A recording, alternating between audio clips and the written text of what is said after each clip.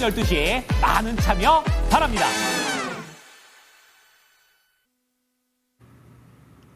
네, 오늘도 여러분들의 경제적 자유를 위해서 한 발짝 다가가는 저는 이대리 이윤지입니다. 오늘은 조금 아쉽게 느껴졌던 하루가 아니었나라는 생각이 듭니다. 조금은 심심하게 거래를 마치게 됐었고 코스피 지수 결국에는 2,700선을 다시 한번 깨트린 채 거래를 마치게 됐는데요. 하지만 5월 한 달 동안을 복기를 해본다면 그동안 돌아오지 않았던 외국인이 돌아온 한 달이었다라는 점을 체크해 보실 수가 있습니다. 그렇다면 오늘 시장에서는 어떤 섹터가 주목을 받았는가? 첫 번째 수익 봉투의 키워드부터 바로 한번 만나보시죠. 네, 첫 번째 키워드는 트럼프 관세에 대한 이야기부터 챙겨보도록 하겠습니다. 사실 오늘 시장에서 트럼프 관세에 대한 이야기가 시장의 투심을 억눌렀다라고도 볼 수 있을 것 같은데요. 어제는 연방법원에서 트럼프의 관세 제동을 걸었습니다. 하지만 항소법원에서 이 부분에 대해서 트럼프 대통령이 원하는 대로 할 수도 있을 것이다 라는 내용이 나오게 되면서 다시 한번 관세 리스크가 시장을 짓누르게 됐다라고 볼 수가 있습니다. 어제 같은 경우에는 관세 리스크에서 벗어나게 된다면 다시 한번 수출 종목들의 강세가 두드러지지 않을까라는 기대감으로 자동차 관련된 종목들과 반도체 종목들 그런 강한 모멘텀을 받았는데요. 오늘은 다시 한번 자동차 종목들의 눌림이 강하게 나왔고 반도체 종목들도 투심이 살짝은 위축이 됐습니다. 하지만 한국은행에서는 반도체와 자동차는 좀 다르게 봐야 된다라는 점까지 언급을 하고 있는 만큼 이 두 가지 섹터 그리고 수출주에 대해서 어떻게 바라보면 좋은 건가 이 시간 체크해 보도록 하겠습니다. 두 번째 키워드 체크해 보시죠. 네, 두 번째 섹터는 통신장비 섹터 한번 살펴보도록 하겠습니다. 오늘 상한가 종목이 두 종목이나 나왔던 대표적인 섹터였는데요. 2030년까지 6G 상용화를 목표로 하겠다라는 내용도 나오고 있고 미국에 대한 수출 기대감까지 받아가게 됐습니다. 그렇기 때문에 통신장비 섹터 오랜만에 강하게 움직이게 되면서 강한 시세를 보여줬는데요. 통신장비 섹터 같은 경우에는 최근 몇 년 동안 상당히 오랜 기간 동안 쉰 대표적인 섹터이기도 합니다. 다시 한번 강력한 슈팅을 보여줄 수 있을지 이 시간 체크해 보시죠. 네, 마지막 수익 봉투로 넘어가 보도록 하겠습니다. 세 번째 섹터는 태양광 섹터 체크를 해보도록 할 텐데요. 미래 세대를 위해서 신재생 에너지로 반드시 나아가야 된다. 이재명 더불어민주당 대선 후보의 멘트에 영향을 받았습니다. 그리고 구체적으로 실현 가능한 공약을 내세우기도 했는데요. 이번 연도까지 공공주차장에 태양광 설치를 의무화하겠다라는 내용들이 나오게 되면서 실제로 수혜를 볼 수 있다는 기대감으로 태양광 관련된 종목들 급등세를 펼치게 됐습니다. 관련된 종목들 IRA 법안에 악재 소식을 영향을 받기도 했었는데요. 다시 한번 불기둥이 나왔기 때문에 앞으로 정책 모멘텀에 힘입어서 주가 상승 기대해 볼 수 있을 것 같습니다. 네, 세 가지 수익 봉투 열어봤습니다. 이에 대한 멘토님의 의견 챙겨보도록 하겠고요. 주식 강좌와 추천 종목들까지 다 풀어드리겠습니다. 지금 출발합니다.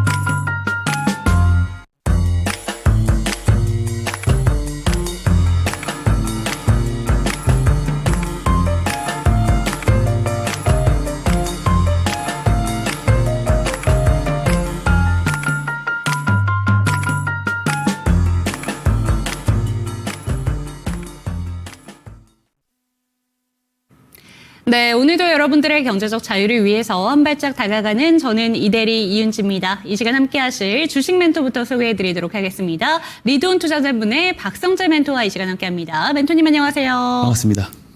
네, 5월의 마지막 거래일이 마무리가 됐습니다. 한 달 동안 그래도 기분 좋았던 날이 조금 더 많지 않았나라는 생각이 드는데 오늘 시장 마무리는 다소 아쉬웠습니다. 약간은 심심한 장이 아니었나라는 생각도 드는데요. 오늘 시장은 어떻게 보셨을까요? 사실상 이제 앵커님께서 앞에서 설명을 해주신 대로 가장 오늘 시장을 흔들었었던 요인은 뭐냐면 이 관세에 대한 노이즈가 다시 한번 확대된 그쵸. 데 있습니다. 관세, 상호관세가 이제 무효라고 하는 그 연방법원의 결정을 또 일시적으로 효력을 정지하는 내용이 나오게 됐어요. 그러면 이게 다시 무효화가 돼버린다라는 거거든요. 그래서 관세 리스크가 다시 조금 부각이 되는 그런 모습입니다. 그래서 어제 강세를 보였었던 종목들이 그대로 다시 빠지는 그런 모습들로 마무리가 됐고요. 현재 그 상호관세가 위법이라고 만약에 최종 판결이 나온다고 하더라도 그렇다 하더라도 이 관세에 대한 어떤 리스크가 다 지나갈 수 있을까에 대한 의문은 있어요. 왜 그러냐면 지금 그 백악관 주요 인사들 이야기 들어보면은 다른 어떤 방식으로라도 관세 부과를 할 수 있다라는 이야기를 했거든요. 그리고 그 스콧 베센트 재무장관도 오늘 일본에 회담을 또 하러 갔습니다. 그래서 회담이 오늘 진행이 될 예정이고, 그래서 이런 내용들이 사실상 이제는 이 관세에 대한 부분들이 다시 한번 좀 리스크가 확대되는 거 아니냐라는 조금 걱정으로 좀 작용을 했던 것 같고요. 근데 이제 오늘 또 밤에 중요한 지표가 하나 발표가 됩니다. PCE 지표가 발표가 되는데 예상치가 헤드라인 기준으로 2.2%예요. 근데 2.2%보다 위로 나오지 않는 게 매우 중요할 것 같습니다. 만약에 위로 나오게 된다라고 하면은 지금 약간 관세 때문에 시장 분위기 안 좋아 있는 상황에서 조금 더 리스크하다라고 판단을 할 수가 있는 것이거든요.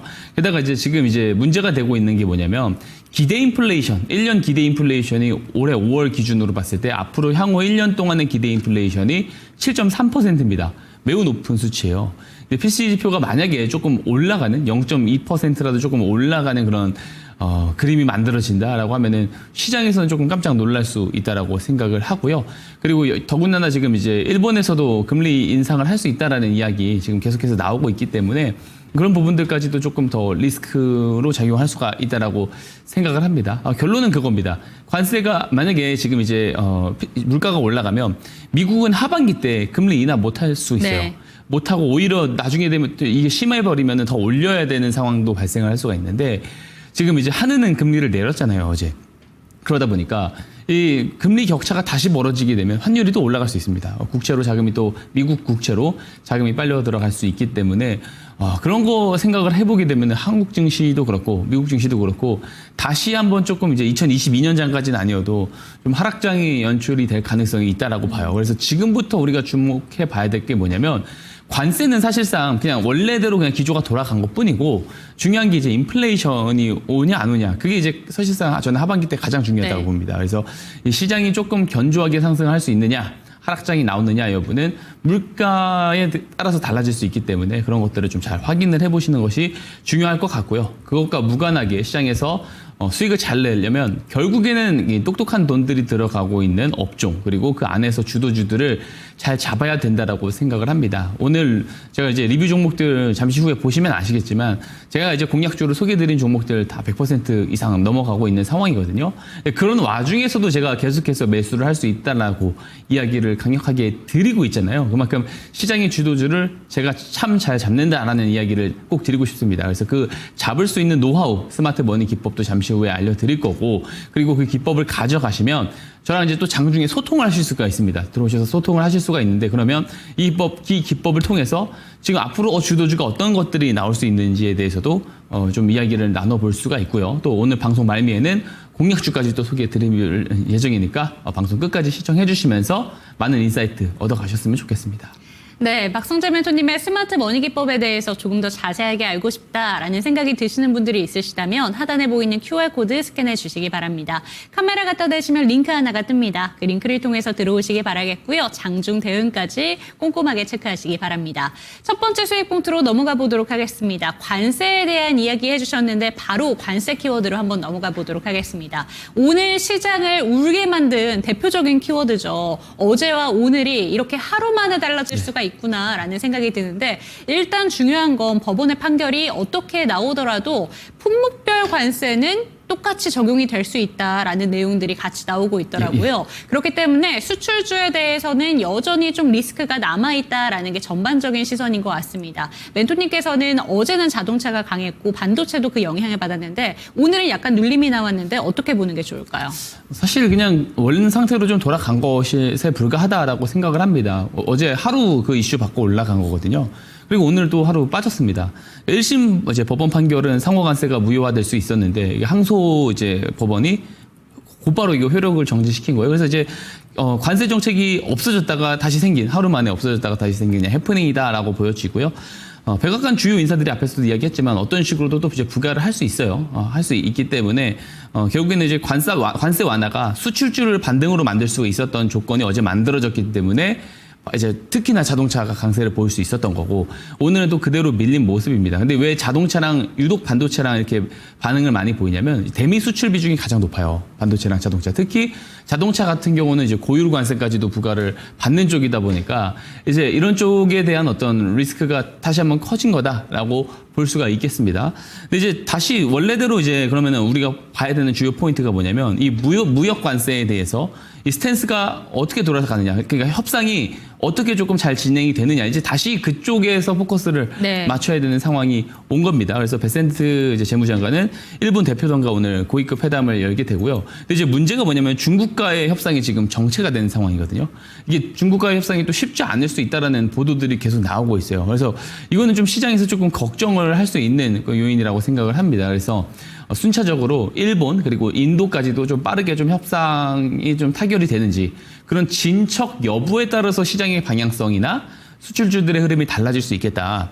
요거를 조금 한번 집중을 해보셨으면 좋겠고 결국에 제가 이제 원래 이야기 드리는 대로 기존에 이야기 드렸던 대로 이야기해 보자면 그런 거와 무관하게 관세의 배경의 상황 속에서도 성장을 할 수 있으면 잡는 것이 맞습니다. 그래서 저는 반도체랑 자동차를 조금 다르게 보는데요. 자동차는 제가 어제도 이야기 드렸지만 좋게 보진 않습니다. 그러니까 물론 대미 수출이 굉장히 잘 되고 지난해는 뭐 현대나 기아 같은 경우는 거의 최대 판매량을 기록을 했고 올해가 되면은 미국에 진출한 지 지금 거의 한 30년 거의 30년이 지금 넘어가고 있습니다. 넘어갔습니다. 넘어가는 동안에 누적 3천만 대를 돌파를 할 수 있다라고 해요. 올해 돌파할 것 같아요. 그리고 이제 SUV라든지 이런 것도 모델도 굉장히 잘 나가고 있는 것들도 사실이고 근데 문제는 미국 내의 소비가 조금씩 둔화되는 것들이 좀 보인다라는 거예요. 그리고 금리 상황도 높다 보니까 그래서 이제 자동차에 대한 수요가 저는 점진적으로 감소할 거라고 보고 미국 경제가 골디락스로 간다라고 하더라도 자동차 판매율은 다소 조금 둔화될 가능성이 있다라고 봅니다. 그래서 제가 어제도 자동차주들을 굳이 봐야겠다라고 한다면 어제 그런 내용이 나왔음에도 불구하고 오히려 조금 정부의 이제 밸류업 정책 이야기가 나올 거잖아요. 그래서 거기에 해당되는 저 PBR 종목들, 예를 들면 뭐 SL이라든지 이런 종목들은 부채도 없고 현금도 많은 기업들이니까 이런 쪽을 차라리 좀 보고 전체적으로 좋게 보지는 않는다라는 말씀을 드렸습니다. 근데 반도체는 또 저는 오히려 반대예요. 물론 옥석 가리기를 분명히 해야 되는 것은 분명하지만 AI 반도체에 대한 수요가 굉장히 좋다라는 것이 사실 이번 엔비디아 실적에서도 드러난 거거든요. 매출액이 이제 244억 달러. 굉장히 좀 높게 나온 이제 수치고요. 그리고 이제 가장 중요한 게 뭐냐면, 제가 수치를 이야기를 잘못 들었습니다. 440억 달러. 440억 달러가 넘었습니다. 제가 좀 크게 좀 수치를 좀 잘못 말했는데, 이 2분기 가이던스가 매우 중요한데, 450억 달러가 나올 거라는 거예요. 근데 이제 지금 한번 보게 되면, 엔비디아가 예상하는 매출이라든지 주당 순이익 비율을 한번 보게 되면은 항상 그 컨센서스를 상회해 왔거든요. 그래서 이번에도 2분기 때도 상회할 가능성을 우리가 생각을 해보면 450억 달러 이상 나온다는 겁니다. 그러면 굉장히 이제 반도체 쪽에 대해서 업종에 대해서 전반적으로 좀 좋게 볼 수밖에 없다. 특히 이제 한국 증시에서 이런 것들을 좀 잘 보기 위해서는 결국에는 HBM 쪽을 잘 봐야 되고 유리기판 쪽을 또 잘 봐야 된다라고 생각을 합니다. 그리고 그 안에서 내가 종목을 좀 잘 선정을 하는 게 좀 많이 힘들다라고 하시면은 편한 방법이 있어요. 제가 4월부터 많이 빠졌을 때부터 이야기하던 종목이 있습니다. 바로 SK 하이닉스거든요. 하이닉스 편하게 잡고 오래 가져가도 됩니다.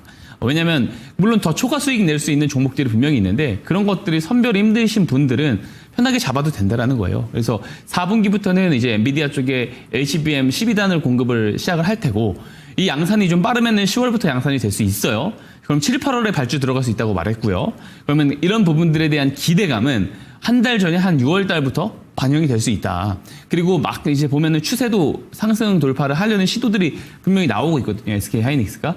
기술적으로는 조금 더 밀릴지언정 결국에 방향성은 올해 상방향일 가능성이 저는 크다라고 보고 있고요. 반도체는 계속해서 긍정적인 뷰를 가지고 있습니다. 네, 반도체와 자동차는 약간은 다르다라는 시선을 유지하고 계십니다. 그리고 반도체 종목 내에서는 탑픽 종목으로 SK 하이닉스 짚어주셨으니까요. 참고가 되셨으면 좋겠습니다. 두 번째 키워드로 넘어가 보도록 하겠습니다. 통신장비 섹터 살펴보도록 하겠습니다. 사실 통신장비 섹터가 오늘 상한가 종목이 두 종목이나 나왔는데 오랫동안 쉬어갔었던 대표적인 섹터입니다. 저희가 통신장비 관련된 종목들에 대해서 시장에 대해서 이야기를 하다 보면 채팅창에 꼭 올라오는 게 배신당한 대표적인 종목이다라는 이야기가 많이 나와요.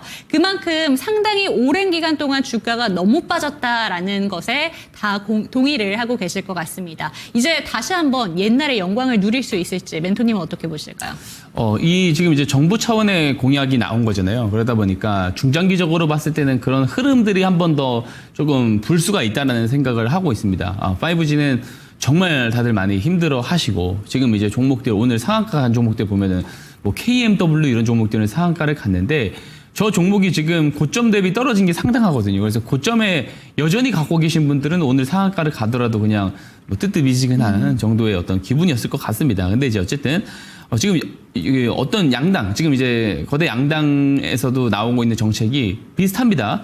6G에 대한 게 이제 2030년까지 상용화를 목표로 하고 결국에 이제 핵심 부품을 개발을 하고 연구 개발비나 이런 데다가 자금을 조금 지원을 해주는 네. 이런 식으로 조금 이제 정책 공약들을 좀 내놨습니다. 그래서 정부 차원의 공약이다라는 점이 긍정적이고 하나증권에서 리포트를 냈는데 지금 이제 다음 주 미국 주파수 경매에 대한 그쵸. 그런 관심이 매우 높아져 있다. 그러니까 제가 트럼프 행정부 들어오면서 제가 통신장비 기업 이야기하면서 HFR이라든지 이런 기업들은 제가 공약주를 소개해드리고 거진 100% 상승 흐름을 보여줬거든요. 그래서 이제 그런 종목들 이야기 드릴 때도 제가 이야기했지만 트럼프 행정부가 민간에게 이제 주파수 할당을 하는 것을 좀 적극적으로 추진할 수 있다라는 거고 외신에서도 지금 주파수 발굴에 대한 언급이 끊임없이 보도가 되고 있다라는 점이 있습니다. 그리고 미국의 그 아마존 웹 서비스이죠. 아마존 웹 서비스의 주파수 사용이 내년 6월이면은 만료가 되거든요. 그래서 빠르면 올해 하반기 때 주파수 경매가 마무리가 되고 그렇게 됐을 때는 우리 4분기 때 우리 이제 증시에 그 통신 장비 기업들의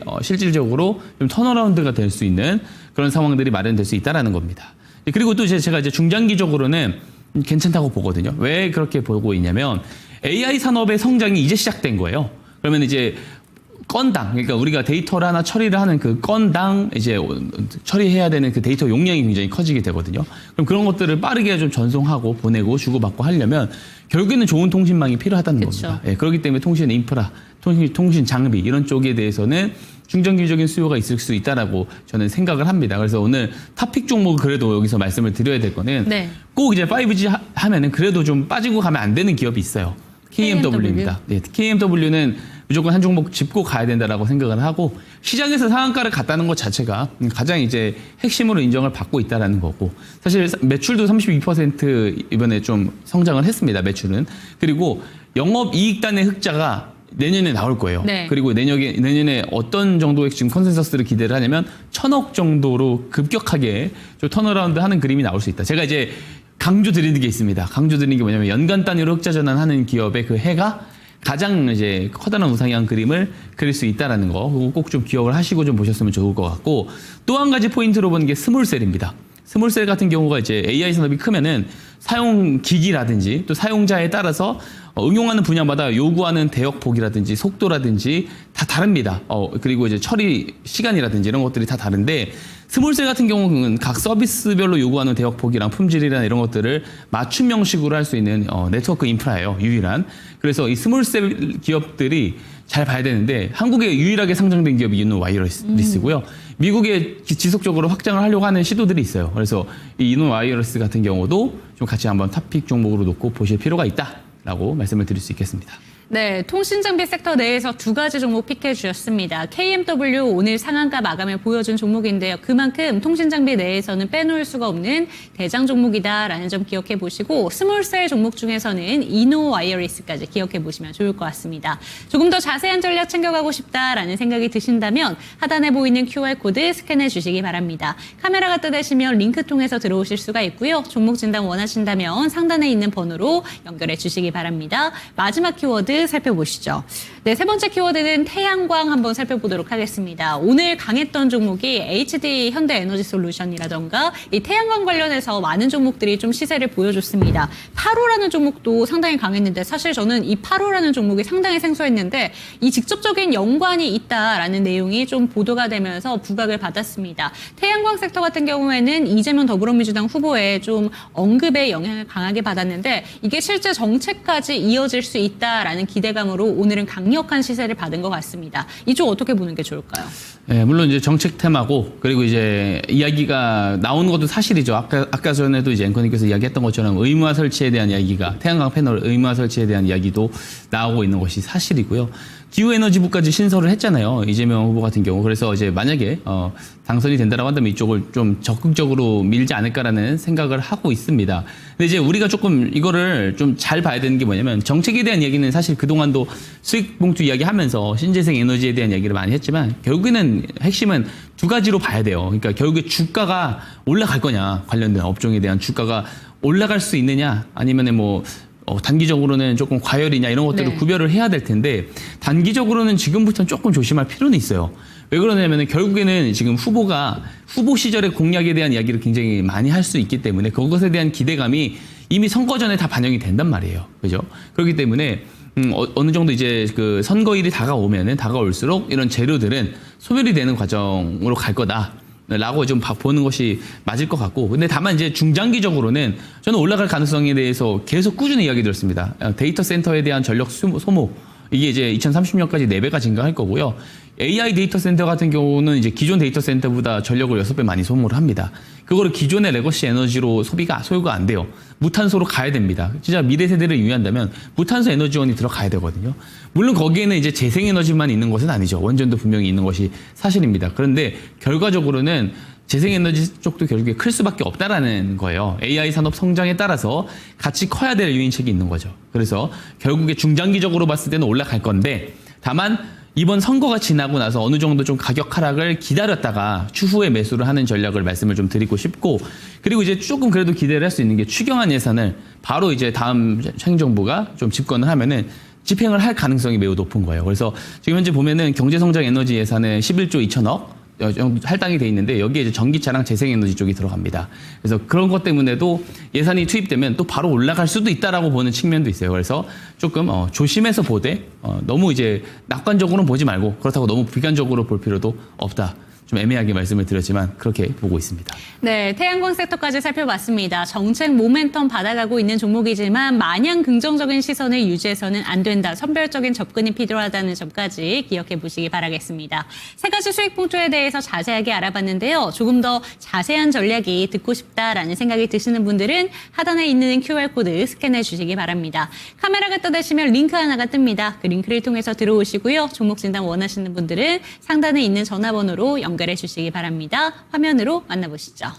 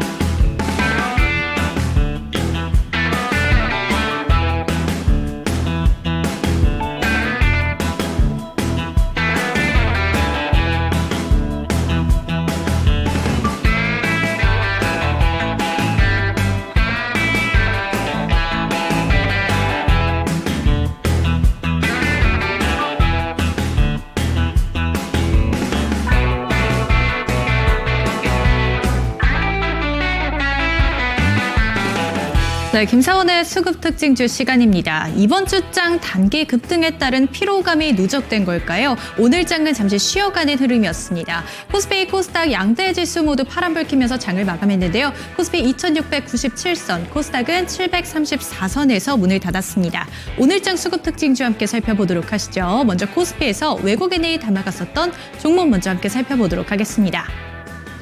네, 오늘 외국인의 상위 리스트입니다. 순매수세가 유입된 종목군을 함께 살펴보도록 하시면 현대로템, 삼성중공업, 하나시스템 등의 방산과 조선주 중심으로 또 담아가는 외국인의 모습이었습니다. 역시나 이 무풍지대, 관세 무풍지대로서의 부각도 받고 있고 특히 방산 같은 경우는 수주에 대한 기대감이 계속해서 지속되고 있는 상황입니다. 이에 따라서 오늘장 빨간불을 켰습니다. 따라서 현대로템, 삼성중공업 1등과 2등 자리를 차지하게 됐습니다. 달바글로벌도 오늘장에 또 급등세를 보였습니다. 9.97%의 빨간불을 켰는데요. 오늘장 또 신고가를 썼다는 점까지 함께 체크를 하시면 되겠습니다. 삼양식품도 마찬가지였습니다. 외국인의 상위 리스트에 이름 올리게 되면서 오늘장도 화장품주와 그리고 소비재주 중심으로 또 담아가는 모습이었다는 점도 체크하시면 되겠습니다. 매도세 함께 살펴보도록 하시죠. 네, 다만 하나 에어로스페이스에 대해서는 오늘 외국인이 강한 매도세를 출회함에 따라 5.37% 파란불을 켰다는 점은 체크를 하셔야 되겠습니다. 두산 에너빌리티 그리고 어제장에선 좋았던 현대차와 기아도 오늘장은 다시금 쉬어가는 모습이었고요. 삼성 SDI도 마찬가지로 3.15% 파란불을 켜면서 장을 마감했습니다. 다만 나트륨 이온 배터리에 관련해서는 오늘장에서는 빨간불을 켰다는 점은 조금 다른 점이었습니다. 함께 체크하시면 되겠습니다. 기관에서도 함께 살펴보도록 하시죠. 네, 기관의 순매수세로 유입된 종목은 삼성전자였습니다. 0.18% 소폭 빨간불을 켜면서 장을 마감했는데요. 반대로 SK하이닉스에 대해서는 오늘 기관은 매도했다는 점 함께 체크를 하시면 되겠습니다. 마찬가지로 외국인과 함께 두산 에너빌리티도 팔았다는 점 함께 체크하시면 되겠습니다. 삼성중공업과 NC소프트, 카카오와 아모레퍼시픽까지 오늘 기관은 담아가는 모습이었고요. 매도세 함께 살펴보도록 하시면 하나시스템과 하나에어로스페이스, 현대로템에 대해서는 팔았다는 점 함께 체크하시면 되겠습니다. 다음으로는 코스닥 시장도 함께 살펴보도록 하시죠. 네, 코스닥 시장에서 꾸준하게 유입되는 종목군 K뷰티주였습니다. 오늘장도 마찬가지였고요. 외국인과 기관이 집중적으로 매수를 하고 있었다는 점 함께 체크를 하시면 되겠습니다. 오늘장에서 또 주인공이 나타났습니다. 바로 통신장비주인데요. 역시나 이 조기 대선에 대한 정책 관련된 기대감으로 움직였습니다. 함께 살펴보도록 하시죠. 네, 먼저 순매수세 함께 살펴보도록 하시면 올릭스가 1등 자리 차지하면서 8.38% 급등세를 보이고 있습니다. 펩트론과 파마리서치, 비츠로셀과 BHI까지도 확인이 가능합니다. 매도세 함께 살펴보도록 하시면 알테오젠과 SM, 에이벨바이오, 테크윈과 HLB까지는 오늘 외국인이 팔았다는 점 함께 체크하시면 되겠습니다. 기관에서도 함께 살펴보도록 하시죠. 특히 통신 장비주에 대해서 강한 매수세를 유입했던 건 기관이었습니다. 함께 살펴보도록 하시면 기관에서도 오늘 통신 장비주 이외에도 외국인과 마찬가지로 K뷰티주를 또 중심으로 담아가는 모습이 있었는데요. 함께 살펴보도록 하시죠. 네, 기관에서는 오늘 알테오젠 1등 종목으로 담아가고 있고요. 휴젤과 그리고 인텔리안테크, 덕산 네오룩스와 에이벨 바이오까지 확인이 가능합니다. 이곳에서는 보이지 않는데 RFHIC라는 종목을 또 함께 담았다는 점도 체크를 하셔야 되겠습니다. 오늘 매도 종목도 함께 살펴보도록 하시면 주성 엔지니어링과 테크윙, BHI, 그리고 올릭스와 GI 이노베이션에 대해서는 기관은 팔았다는 점까지 체크를 하시면 되겠습니다. 네, 이상 김사원의 수급 특징주 시간이었습니다.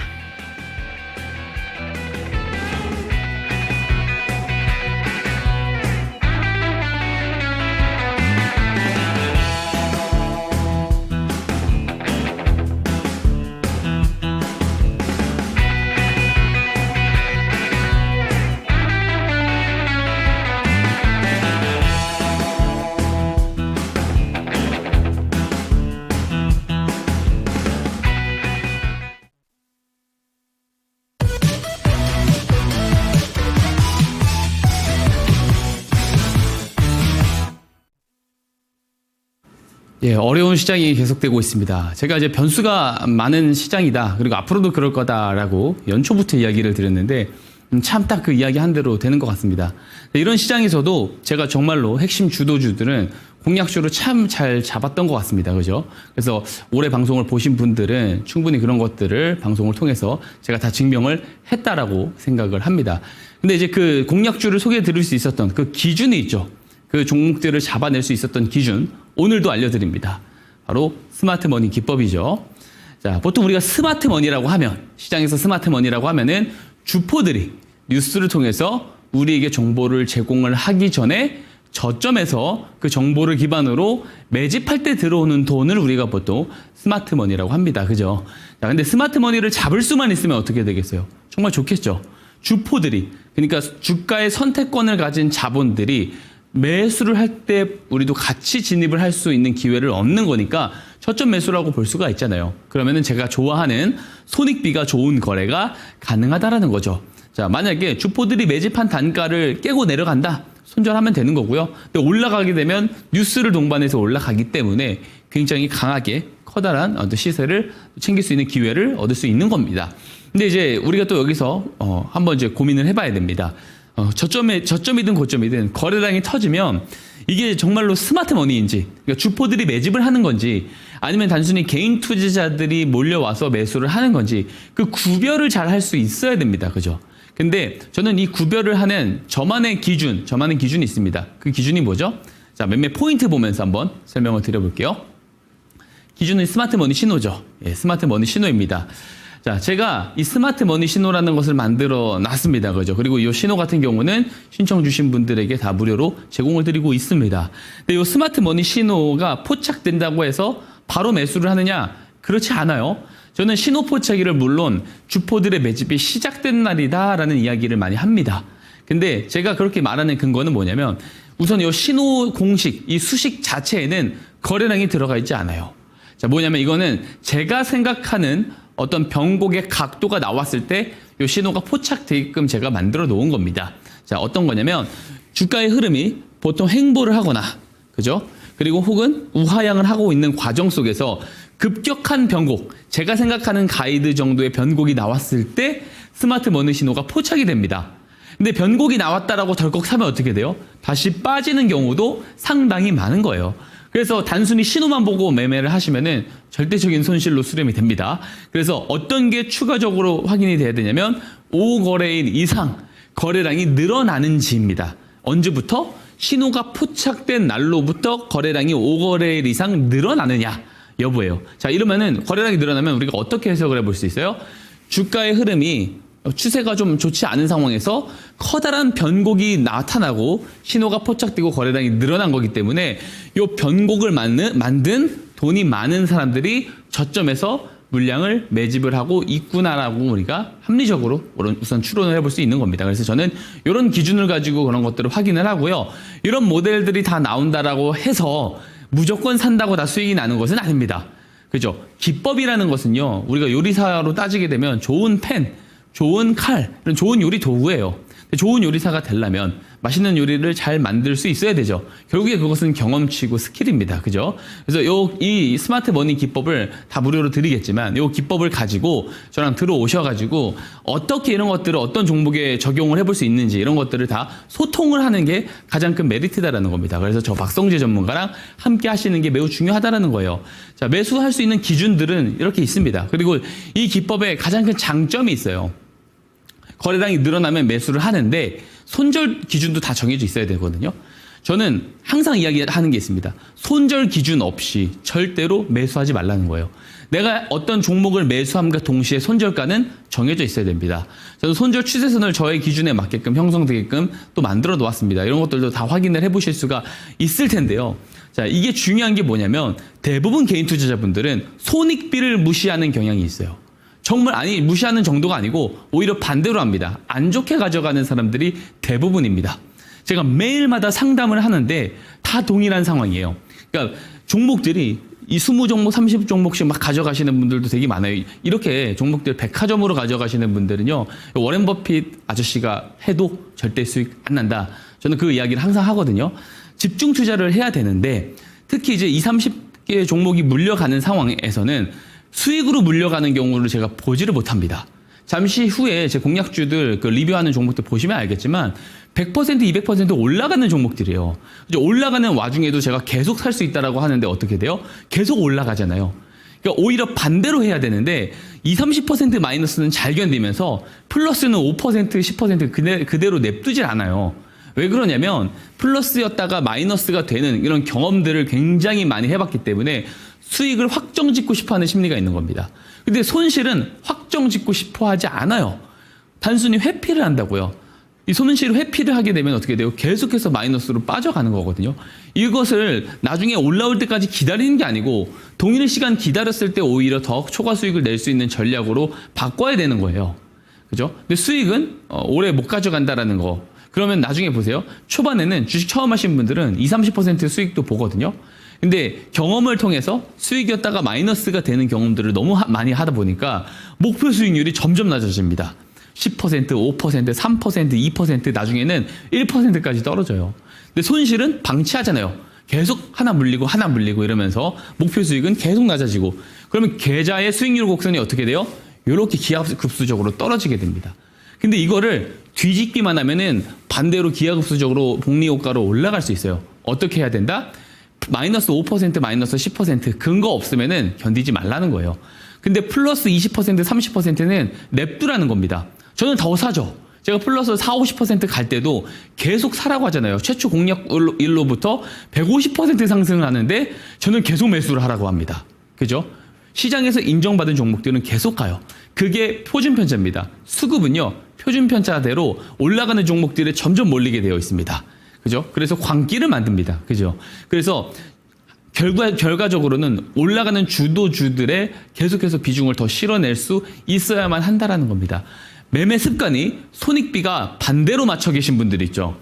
이분들은 꼭 저 박성재 전문가랑 같이 하셨으면 좋겠습니다. 제가 수술 전문입니다. 포트폴리오에 2차전지 이런 것들을 많이 물려 계신 분들은 특히나 저 박성재 전문가랑 같이 하셨으면 좋겠고 장중에 스마트머니 기법을 통해서 어떤 종목을 잡을 수 있는지 이런 거 제가 다 제공 드릴 수 있으니까 저 박성재 전문가랑 꼭 같이 하시는 게 중요하다 말씀드리고요. 자, 제가 한번 예시 종목 하나 보여드릴게요. 이 스마트머니 기법.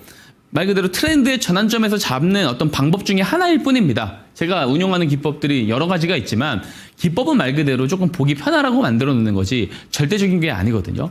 제가 근데 이 기법을 잘만 이용을 하면은 정말 큰 수익을 낼 수 있다는 거 제가 증명드리잖아요. SAMG 엔터, 쌈지 엔터테인먼트 제가 언제 방송에서 공략주를 소개해드렸죠? 2월 12일입니다. 그죠?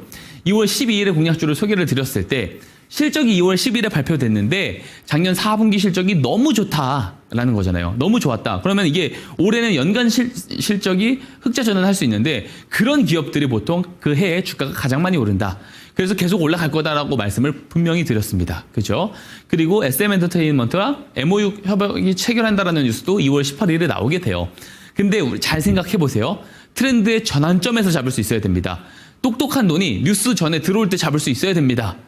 자, 매출액. 자, 실적은 어디서 집계해요? 회사에서 집계하죠. MOU 체결 뭐예요? 업무 협약은 양사 간의 합의 과정을 통해서 협약을 체결하기로 이야기가 오랫동안 되어 오다가 체결이 된 거잖아요. 즉, 뉴스 전에 회사 내부 관계자들은 미리 알 수 있는 내용들이라고요. 스마트 머니가 들어갈 여지도 있을 수 있다라는 거죠. 자, 한번 다음 페이지 보면은 제가 요때입니다. 2월 12일 방송에 요때 나와가지고 앞에서 이야기 드렸던 거. 실적 올해 연간 이제 2025년은 연간 단위 흑자 전환할 수 있어서 굉장히 크게 올라갈 수 있다 이야기했어요. 이거 방송 2월 12일 거 꼭 보시기 바랍니다. 제가 그대로 이야기를 드렸고요. 다음 페이지를 보면 차트인데요. 앞에 보여드렸었던 이제 SM엔터테인먼트와 업무 협약 뉴스가 요때 나왔습니다.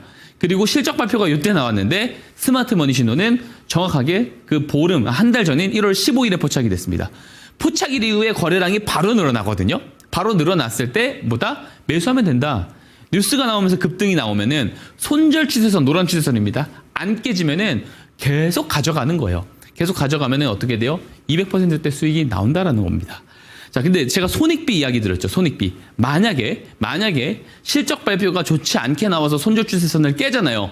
그럼 신호 포착일 종가 대비 기준 마이너스 5%밖에 안 됩니다. 이런 게 손익비라고요. 그죠? 만약에 빠져봤자 5% 손절하면 되죠.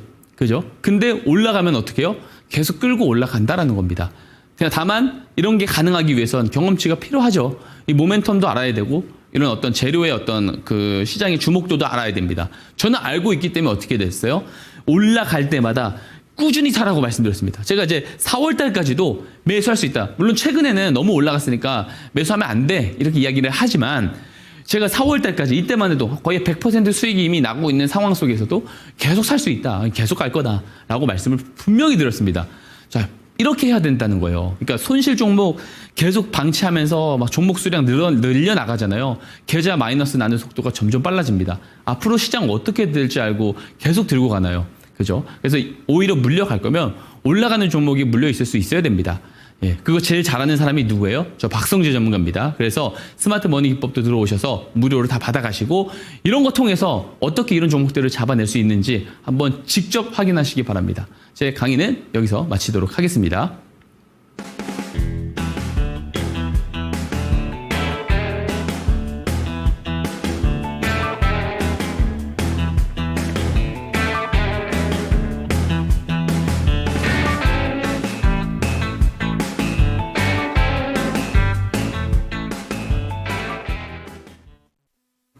네, 박성재 멘토님의 스마트 머니 기법에 대해서 꼭 한번 알아가고 싶다라는 생각이 드시는 분들이 있으시다면 하단에 보이는 QR코드 스캔해 주시기 바랍니다.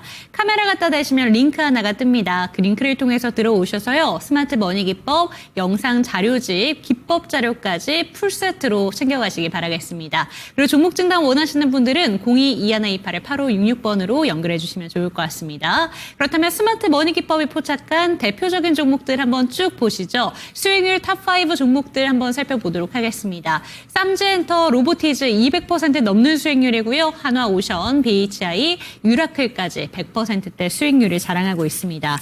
오늘의 리뷰 종목 먼저 만나보도록 하겠습니다. 저희 펩트론부터 한번 챙겨보도록 할 텐데 사실 오늘 정말 시세가 잘 나온 종목 중에 나이백이라던가 이런 종목들 테마단으로 봤을 때 비만 치료제로 연결성이 있는 종목들이 강한 모습을 보여줬습니다. 저희가 또 멘토님께서 계속해서 바이오 종목 중에서 강조해 주신 대표적인 섹터가 비만 치료제 올해는 빼놓으면 안 된다라고 얘기를 해주셨는데요. 아직 4차 목표가에는 도달하지 못했지만 현재까지 수익률 123%대 기록하고 있습니다. 이 종목 어떻게 들고 가는 게 좋을까요? 4차 목표가 최종 목표가로 지정해서 어제 30만 원까지 올려드리겠습니다. 올리고 제가 이제 이야기 드리잖아요. 네. 그러니까 제가 이제 바이오 종목 중에서 공략주를 소개드린 종목들 보면은 비만 치료제밖에 없습니다. 예, 비만 치료제밖에 없어요. 그만큼 제가 이제 그 핵심이 될 수 있는 것들을 좀 잘 봤다라고 생각을 하고 물론 지금 120% 정도 시세가 나오고 있지만 저는 한참 더 갈 거라 봅니다. 그래서 이런 것 보세요. 이런 것들을 잡을 수 있어야 돼요. 제가 최초 공략일로부터 물론 잡았으면 좋겠죠. 잡았으면 좋겠지만 지금도 좋아요. 왜냐하면 네. 시장에서 인정받았습니다. 계속 올라갈 수 있는 종목이기 때문에 특히 이제 경구용 비만 치료제에 대한 수요는 우리가 위고비를 통해서 확인을 한 거고 그리고 그 게임 체인저를 일으킬 수 있는 게 경구용 비만 치료제고 그 관련된 이제 기술을 갖고 있는 동사가 또 이제 수혜를 받을 수 있다라는 게 일단 기본 전제 모멘텀입니다. 차트 볼게요. 차트 보면 3월 28일에 스마트머니 신호 들어오고 거래량 바로 늘어났어요. 5거래 이상 거래량 늘어나니까 제가 4월 2일에 공략주를 소개를 드렸죠. 저때 잡았으면 지금 100% 이상 가져가는데 팔 필요 없습니다. 전혀 없습니다. 왜냐하면 더 갈 것이기 때문에 그렇고요. 오히려 매수 전이신 분들은 이런 거 잡아야 돼요. 그러니까 신고가 랠리 전을 계속 지속할 수 있다. 네. 대부분 못 하거든요. 근데 이런 거 잡아야 됩니다. 계속 저점 기는 것에 물려 있으면 안 된다라는 거 제가 다시 한번 말씀드리도록 하겠습니다. 네, 100%가 넘긴 수익률 자랑하고 있는 종목인데 매수전이라면 지금도 가능하다라고 얘기해 주셨고요. 최종 목표가 30만 원으로 상향이 나왔습니다. 기억해 보시고 두 번째 리뷰 종목으로 넘어가 보도록 하겠습니다. 로보티즈 한번 체크를 해보도록 할게요. 수익률 탑5 리스트에서 지금 두 번째 수익률을 자랑하고 있는 종목이고요. 사실 멘토님과 이 프로그램을 시작하고 얼마 되지 않아서 추천을 받은 종목이었고 수익률 정말 잘 나오고 있습니다. 이 종목도 최종 목표가 8만 원을 제시해 주셨는데 올라가나요? 올라갈 거라고 네. 보고요.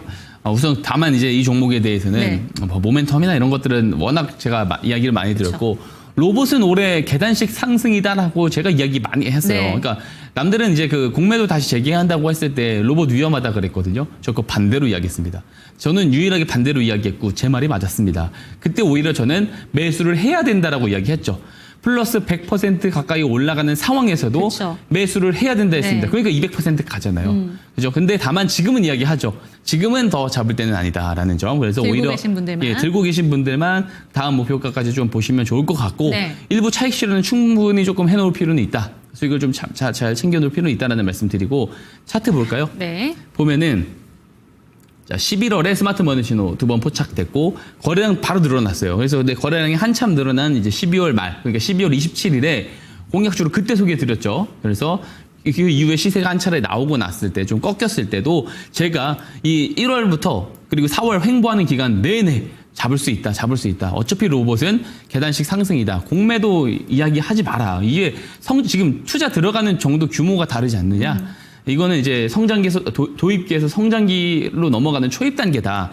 이런 종목을 잡아야 된다라고 이야기를 드렸던 거예요. 그러니까 이런 것들을 방송만 보고 조금 이제 너무 대응이 힘들다 하시는 분들이 분명히 있거든요. 그래서 스마트 머니 기법을 어떻게 활용을 할 수 있고 그런 것들을 저 장중에 소통을 하다 보면은 저랑 소통하면 이런 것들을 실제로 잡는 게 가능합니다. 그렇기 때문에 저 박성재 전문가랑 꼭 함께 하셔야 된다는 말씀을 드리고요.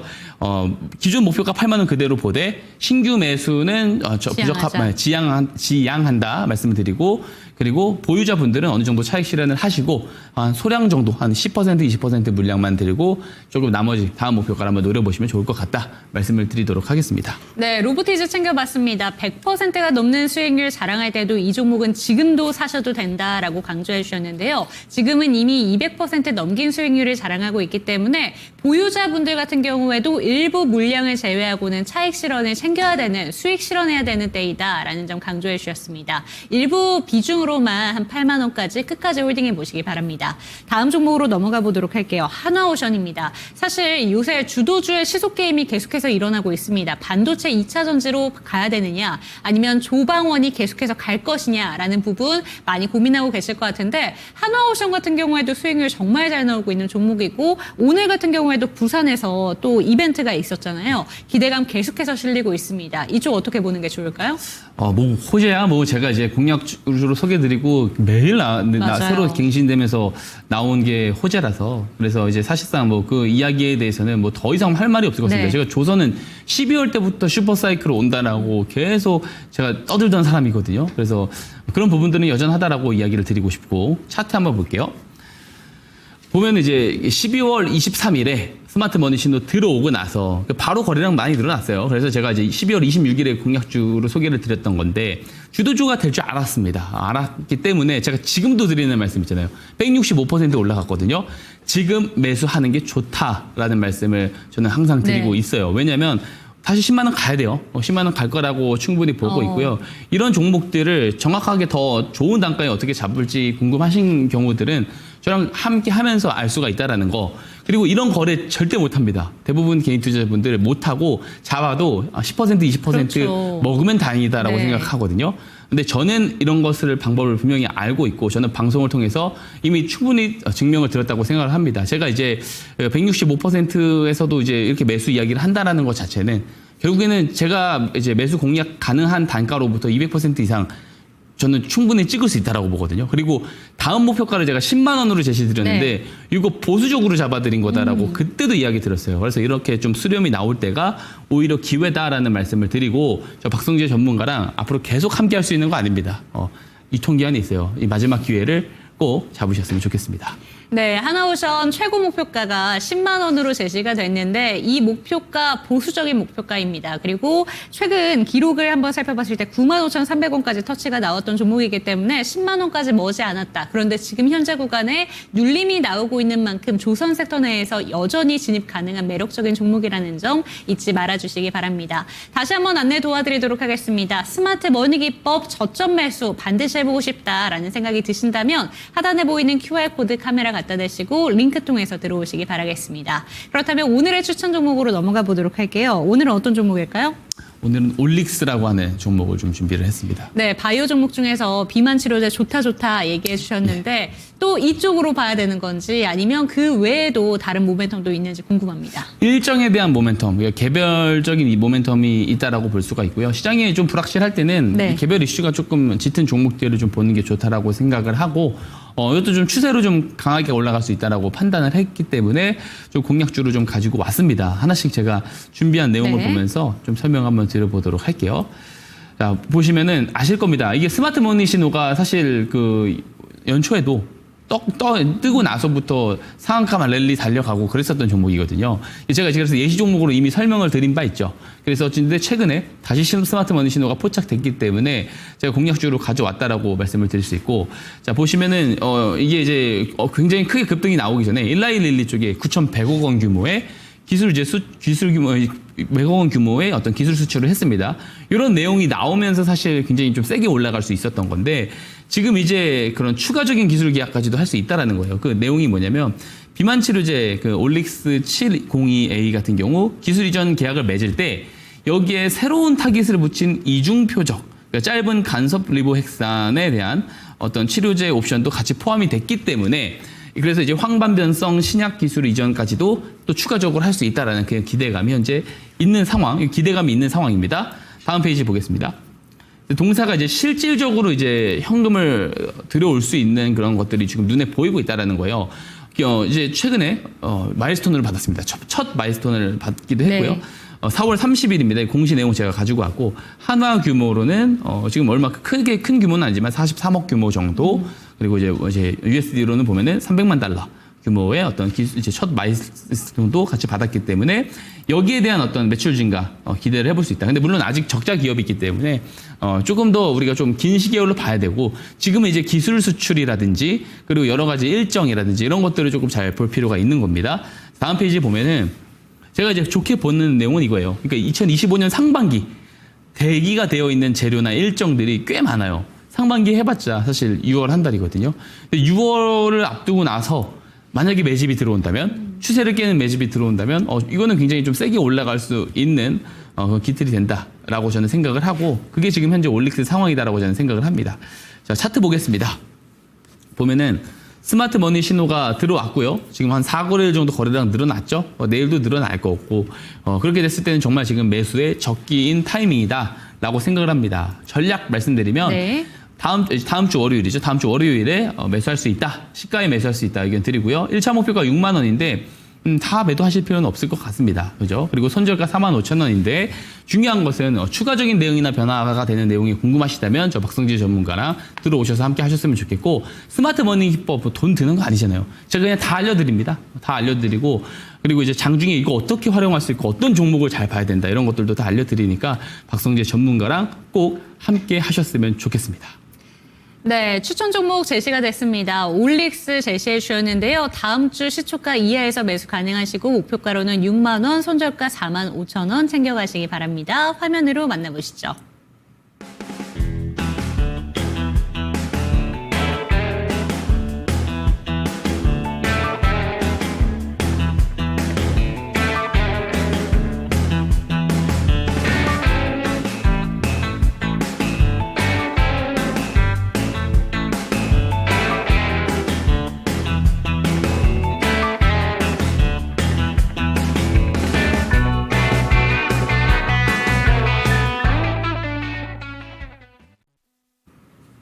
네, 저희 프로그램의 컨셉이 주식으로 돈 많이 버셔서 회사를 퇴사할 수 있을 정도로 부자 되시라는 그런 컨셉을 담아봤었던 프로그램이었습니다. 어느새 저희 프로그램도 마무리할 시간이 된 것 같은데요. 저희 박성재 멘토님과 함께 오늘의 추천 종목 올릭스까지 제시가 됐고요. QR코드 통해서 채팅창으로 들어오신다면 계속해서 시장에 대한 대응 전략 받아가실 수 있다는 점까지 반드시 기억해 보셨으면 좋을 것 같습니다. 이 시간 마무리할 시간이 된 것 같습니다. 종목에 대한 상승과 하락은 보장하지 않는다는 점 반드시 기억해 주시고, 저희 여기서 인사드리도록 하겠습니다. 시청해 주신 여러분 고맙습니다.